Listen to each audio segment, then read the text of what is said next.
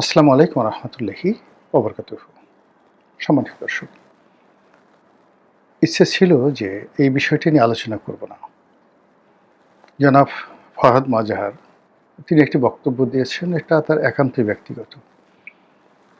তিনি তার সাম্প্রতিক বক্তব্যে বলেছেন যে বাংলাদেশে যে শেখ হাসিনার রেজিম চেঞ্জ হয়েছে এটা মূলত আমেরিকা করেছে।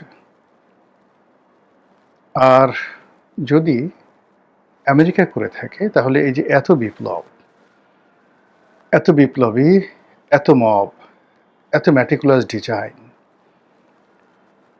এসবের কি মানে আছে? আপনারা জানেন যে আমাদের বুদ্ধিবৃত্তিক জগতে সাম্প্রতিক সময়ে যে সকল মানুষ রাজনৈতিকভাবে ভীষণ রকম ইনফ্লুয়েন্স করে থাকেন পর্দার আড়ালে, তাদের মধ্যে জনাব মাহমুদুর রহমান, আমাদের সম্পাদক, এবং জনাব ফরহাদ মাজহার যথেষ্ট গুরুত্বপূর্ণ। অন্যান্য যারা বুদ্ধিজীবী আছেন, সম্পাদক আছেন, তারা এরকম আসলে এদের মতো কর্মী এবং সমর্থক মেনটেন করেন না।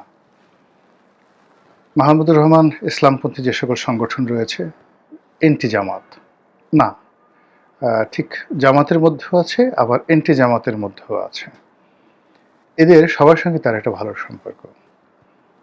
একটা সময় মাহমুদুর রহমান সাহেব এবং জনাব ফরহাদ মজহার, তো আমি সাধারণত মাজহার বলি, কিন্তু দেখলাম যে উনি লিখেন মজহার।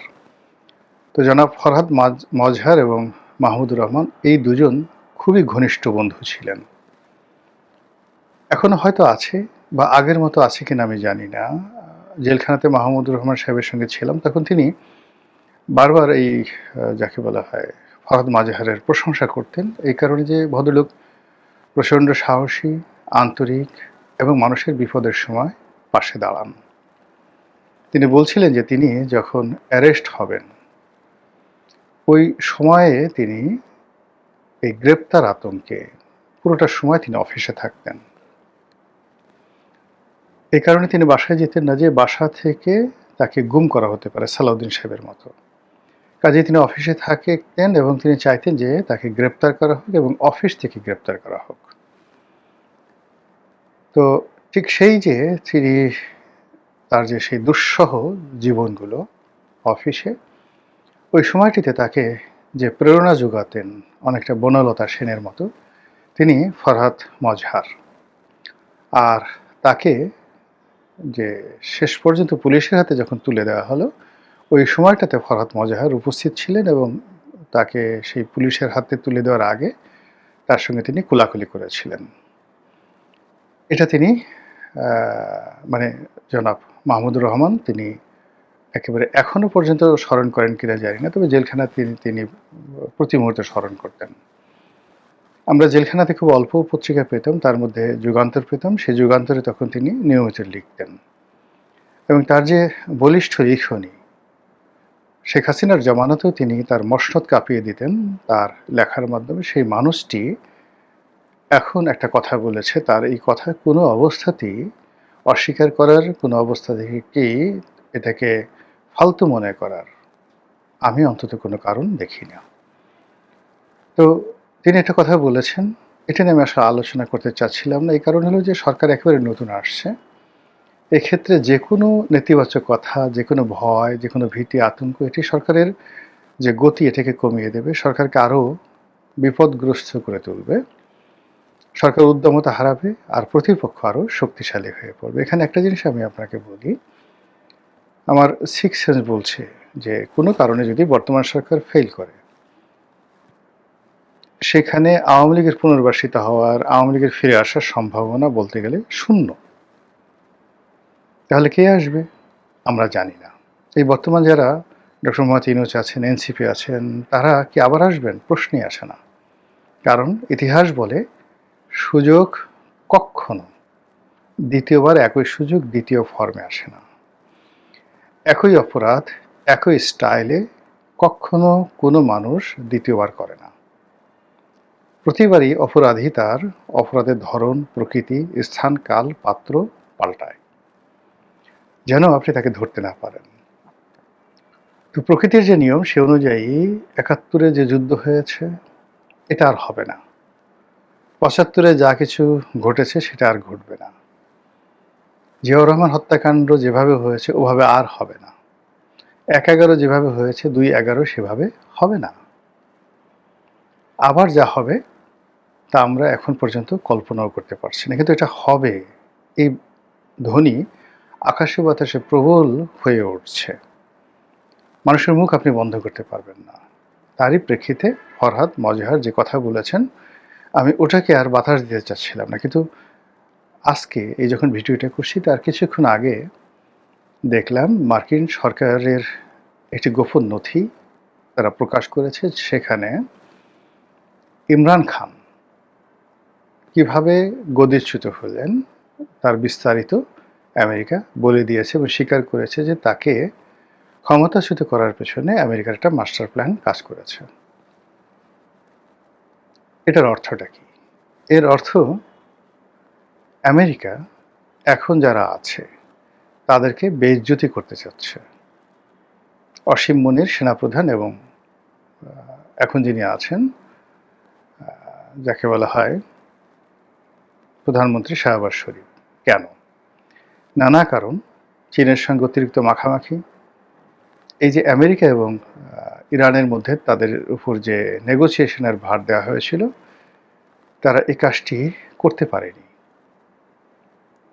তো মূল ব্যাপারটা হলো এক্ষেত্রে আমেরিকা যেটা মানে আশা করেছিল যে আমেরিকার সঙ্গে মানে পাকিস্তান অংশীজন হবে, তাদের তাবেদার হিসেবে লাঠিয়াল হিসেবে কাজ করবে। কিন্তু দেখা গেল যে আলাপ আলোচনায় বিভিন্ন সময় তারা ইরানের প্রতি তাদের দুর্বলতা প্রকাশ করেছে এবং যে বিষয়টি সামনে এসছে সেটা হলো ইরানের বেশ কিছু জঙ্গি বিমান, সেই জঙ্গি বিমান পাকিস্তানের বিভিন্ন সামরিক ঘাঁটিতে পাকিস্তান আশ্রয় দিয়েছিল। এই ঘটনা জানাজানি হওয়ার পর এবং এই ইরান এবং আমেরিকার যে শান্তি আলোচনা সেটার কোনো ফলাফল আনতে না পারার কারণে মনে করছে আমেরিকা প্রশাসন যে অসীম মুনির এবং এখন যিনি আছেন তিনি অপদার্থ, তাকে দিয়ে কোনো কাজ হবে না, কাজে আবার রেজিম চেঞ্জ করতে হবে। আবার রেজিম চেঞ্জ করার জন্য তারা সেই আগের অতীতের রেকর্ডগুলো বাজাচ্ছে। এখন এক্ষেত্রে কি ইমরান খানের ফিরে আসার সম্ভাবনা আছে? যতক্ষণ পর্যন্ত সেনাবাহিনী আছে, যতক্ষণ পর্যন্ত আমেরিকার কর্তৃত্ব আছে, ততক্ষণ পর্যন্ত ইমরান খানের ফিরে আসার কোনো সম্ভাবনা নেই। আমেরিকার যে ইতিহাস তারা একবার খরচের খাতায় ফেলে দিলে দ্বিতীয়বার তাদেরকে আর তারা গ্রহণ করে না।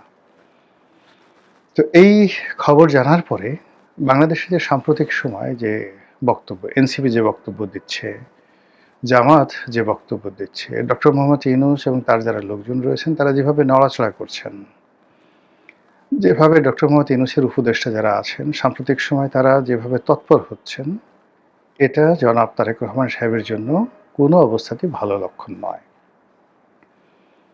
২ নম্বর হলো যে এই যে জনাব ফরহাদ মজহার, তিনি যত জ্ঞানী হন না কেন, যত গুণী হন না কেন, গত সেই দীর্ঘদিন ধরে তিনি যে একটি রাজনৈতিক বলয় তৈরি করার জন্য, একটি রাজনৈতিক মতাদর্শ তৈরি করার জন্য, একটি দল গঠন করার জন্য প্রাণান্ত তিনি চেষ্টা করছেন। তিনি হেফাজতের যারা নেতৃবৃন্দ রয়েছেন ঢাকাতে এবং চট্টগ্রামে, সে লালবাগ বলেন, হাটহাজারী বলেন, তাদের সঙ্গে তিনি, যদিও তিনি ধর্মকর্ম কখনো বিশ্বাস করেন না, সেকুলার যে জীবনযাপন করেন, আর আধ্যাত্মিকতা বলতে যেটা বোঝায় মদ খাওয়া, গাঁজা খাওয়া, তারপরে গান গাওয়া, সারিন্দা বাজানো, গিটার বাজানো, লালন বলেন, এই মাজারে যে সকল বাবরি চুল নিয়ে যে সমস্ত লোক লাফালাফি করেন তিনি তাদের প্রমোটার। আবার একই সঙ্গে ইসকন যে বিতর্কিত হিন্দু সংগঠন ইসকন, তিনি ইসকনেরও বাংলাদেশের অন্যতম একজন প্রমোটার। আর দীর্ঘদিন ধরে জামাতের আধ্যাত্মিক গুরু হিসেবেও তিনি দায়িত্ব পালন করেছেন। একই সঙ্গে বিএনপির যারা লোকজন রয়েছে সাম্প্রতিক সময় তারা হয়তো তাকে পছন্দ করছেন না, কিন্তু সুদীর্ঘকাল ধরে তারা বিএনপির যারা লোকজন, বুদ্ধিবৃত্তিক যারা লোকজন, তারা ফরহাদ মজহারকে নিজেদের আরাধ্য পুরুষ হিসাবেই কল্পনা করেছেন। কিন্তু ফরহাদ মজহার কারো পকেটে ঢুকেননি। তিনি তার মতো করে চলেছেন এবং এখনো চলে যাচ্ছেন। আপনাদের মনে আছে যে হোটেল, একটা 5 স্টার হোটেলে, সম্ভবত সোনারগাঁ হোটেলে ইনসাফ কায়েম কমিটি নামক একটি সংগঠন তিনি এবং সাংবাদিক শওকত মাহমুদ সহ আরও অনেককে নিয়ে তিনি করার চেষ্টা করেছিলেন। এবং ওই সময়টিতে সরকার এই কাজ সন্দেহের চোখে দেখেছিল, ফরহাদ মজহারকে টার্গেট করেছিল, কিন্তু সেই শওকত মাহমুদকে গ্রেপ্তার করেছিল। আর অন্যদিকে বিএনপিও ঠিক এই কাজটিকে ভালোভাবে নেয়নি। তো ওই ইনসাফ কায়েম কমিটি বা ওই ধরনের যে তৎপরতা, এর সঙ্গে কি সরকার জড়িত? মানে তৎকালীন আওয়ামী লীগ সরকার জড়িত, ডিজিএফআই জড়িত, নাকি মার্কিন ডিপ স্টেটের একটা পলিসি ছিল? এটা এখনো পর্যন্ত ওই বিষয়টা নিয়ে কেউ খোলাসা করেনি। কিন্তু ওই যে তার সঙ্গে সঙ্গে যারা ছিল, তারা মোরলেস সবাই কিন্তু এখন বিপাকে আছে। একমাত্র ফরহাদ মজহার, তিনি দিব্যি ঘুরে বেড়াচ্ছেন। জামাতের সঙ্গে তার একটা খুব ভালো সম্পর্ক ছিল, কিন্তু এই গত 2 বছরে জামাত যেভাবে ক্ষমতা লাভ করে বিভিন্ন মাজার ভেঙেছে, লালনের আখড়ায় হামলা চালিয়েছে, এটা ফরহাদ মজহার মেনে নিতে পারেননি। ফলে জামাতের সঙ্গে তার স্পষ্টই একটা দূরত্ব তৈরি হয়েছে। শেষের দিকে তার ডক্টর মোহাম্মদ ইউনূসের সঙ্গে তার প্রথম দিকে ভীষণ রকম ভালো সম্পর্ক ছিল। সম্পর্কটা কোন পর্যায়ে যে তার স্ত্রী ফরিদা আপা, তাকে উপদেষ্টা মণ্ডলীতে নেওয়া হয়েছিল। অন্যদিকে বুদ্ধিজীবী হিসেবে ডক্টর মোহাম্মদ ইউনূস একজন মানুষকেই শুধু ডেকেছিলেন। এমনি বুদ্ধিশুদ্ধি বা বুদ্ধিজীবীদেরকে ডক্টর মোহাম্মদ ইউনূস পছন্দ করে না। তার দৃষ্টিতে তিনি দেশের সেরা বুদ্ধিজীবী। এর বাইরে যারা বেশি বুদ্ধি দেখায় তিনি তাদেরকে দূরে রাখেন। তো এত কিছুর পরও ফরহাদ মজহারের মতো বুদ্ধিজীবী, যিনি কিনা প্রতিষ্ঠিত বুদ্ধিজীবী, বিকল্প চিন্তা করতে পারেন, বুদ্ধির তার যে সৌকর্য, বুদ্ধির যে খেলাধুলা, সেটা তিনি করতে অভ্যস্ত। আর এই বুদ্ধি বাস্তবায়নের জন্য যে শক্তি দরকার এবং অর্থ দরকার, দুটোই তার আছে। তো এরকম একজন মানুষকে তিনি ডাকলেন, অর্থাৎ ডক্টর মোহাম্মদ ইউনূস তাকে ডাকলেন। তিনি সেখানে গিয়ে ইউনূসের সামনে বক্তব্য দিলেন। কিন্তু ফরহাদ মজহার যেটা চেয়েছিলেন যে ইউনূস সাহেব একটা বিপ্লবী সরকার গঠন করুক, তিনি রুড এবং রুথলেস আচরণ করুন, বিপ্লবকে প্রতিষ্ঠিত করার জন্য যা কিছু করা দরকার তা কিছু তিনি করুন এবং তছনছ করে দিন সব কিছু, যে কোনো কারণই হোক, সেটা আমেরিকার পরামর্শ হোক, নিজের স্নায়বিক দুর্বলতার কারণে হোক, ডক্টর মোহাম্মদ ইউনূস এই কাজ করতে সাহসী হননি। এবং এরপর থেকে তার স্ত্রী ক্যাবিনেটে থাকা সত্ত্বেও তিনি কিন্তু বিরোধিতা করা শুরু করলেন ডক্টর মোহাম্মদ ইউনূসের, এবং এই ধারা এখন পর্যন্ত চালু আছে। তো সেই যে